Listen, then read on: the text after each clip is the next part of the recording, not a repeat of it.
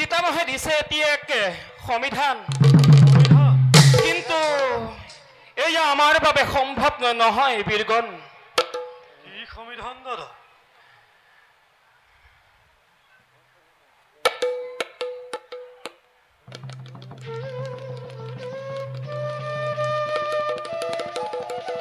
নকয় কিয় মহাৰাজ, কি সংবিধান? পিতামহে যুদ্ধ ক্ষেত্ৰত এগৰাকী নাৰী আবিৰ্ভাৱ হলে তেওঁৰ অস্ত্ৰ যুদ্ধ ক্ষেত্ৰত মৰিহন কৰিব, কিন্তু যুদ্ধ ক্ষেত্ৰত নাৰী এই পাণ্ডৱৰ বাবে অভিশাপ স্বৰূপ। নাৰী অসম্ভৱ, নাৰী কুৰুক্ষেত্ৰৰ ৰণত ইয়াক কেতিয়াও হ'ব নোৱাৰে।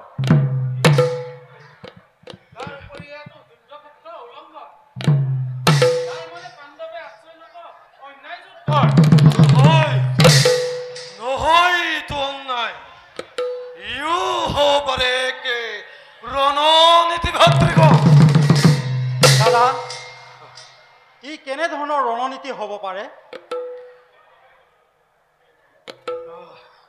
অৰ্জুন, যি পিতামহৰে নাম লৈ তহঁতে প্ৰতি মুহূৰ্ততে জয় জয়কাৰ কৰ,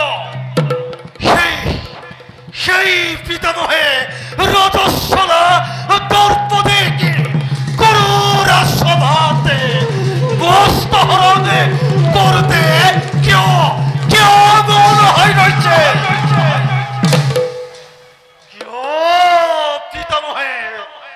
যতুগৃহতে এই পাণ্ডৱক অন্যায়ভাৱে হত্যা কৰোঁতে কিয় পিতামহে নিশ্চুপ হৈ আছিল? পাণ্ডৱে যদি কোনো নাৰীৰ আশ্ৰয় লৈ পিতামহৰ বিপক্ষে যুদ্ধ কৰে, সেয়া যদি পাণ্ডৱৰ পাপ হ'ব পাৰে, কিন্তু পিতামহে সকলো জানিও নিশ্চুপ হৈ তাতোতকৈ বেছি পাপ অৰ্জন কৰিছে। মোৰ দৃষ্টিত এয়া কোনো অন্যায় নহয়, এয়া এক যুদ্ধ নীতি। কিন্তু দাদা ধৰ্মৰাজ, আমাৰ যুদ্ধ ক্ষেত্ৰত নাৰী আহিব ক'ৰ পৰা? সেই লৈতো মোৰো চিন্তা হৈছে। যদুপতি আমাক যি আদেশ দি পিতামহৰ পাছলৈ পঠিয়াইছিল, আমি সেই আদেশ মতেই পিতামহৰ ওচৰলৈ গৈছিলো, আৰু পিতামহে সেই আদেশ আমাক এগৰাকী নাৰীক যুদ্ধ ক্ষেত্ৰত আনিবৰ বাবে আদেশ দিলে। যদুপতি আহিছে আমাৰ ফালে, আহক যদুপতি। দাদা, সকলো সমস্যাৰে থাকে এটি সমাধান।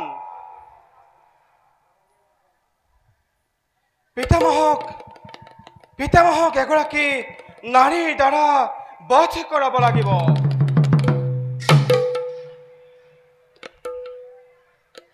আমি সেই নাৰী ক'ত পাম যদুপতি? শিখণ্ডী একে অৰ্ধনাৰী। সেই শিখণ্ডীৰ লগত পিতামহৰ আছে একে পূৰ্বজন্মৰ সম্পৰ্ক। এই যুদ্ধতেই শিখণ্ডীৰ মনোবাঞ্ছা পূৰ্ণ কৰাব লাগিব। তুমি যোৱা নকুল, অহাকালি যুদ্ধৰ বাবে শিখণ্ডীক মাতি আনাগৈ। বলা যাওঁ, আমিও তেন্তে বিশ্ৰামৰ হেতু